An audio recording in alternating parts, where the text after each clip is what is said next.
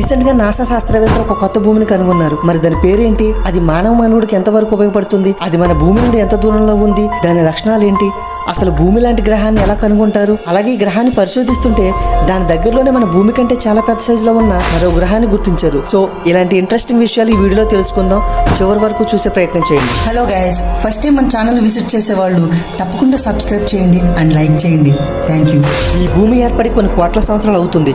మానవాళి పెరుగుతూ ప్రపంచవ్యాప్తంగా జనాభా శాతాన్ని కూడా పెంచుతున్నారు. దీనివల్ల మానవునికి అవసరమయ్యే అన్ని అవసరాలు కూడా పెరుగుతూనే వస్తున్నాయి. ఉన్నదానికంటే ఎక్కువ వనరులు సేకరించడం మొదలయ్యింది. దీనివల్ల భూమిని అన్ని విధాలుగా నాశనం చేస్తున్నాం. దీనికి మనందరం బాధ్యులమే. శాస్త్రవేత్తల పరిశోధనలో తేలింది ఏంటంటే ఎప్పటికైనా ఈ భూమి అంతరించిపోవాల్సిందే అని చెప్తున్నారు. అందువల్లనే మనం నివసించేందుకు ఈ భూమిలో ఉన్న అన్ని సౌకర్యాలు కలిగి ఉన్న మరో దాన్ని వెతికి వెళ్ళాలి. బట్ ఈ అనంత విశ్వంలో మన భూమి లాంటిది మరొకటి ఉందా అంటే ఉండే ఉంటాయి. గాయస్, ఫుల్ వీడియోని నా ప్రొఫైల్లో పోస్ట్ చేశాను, ఒకసారి వెళ్ళి చూసేయండి.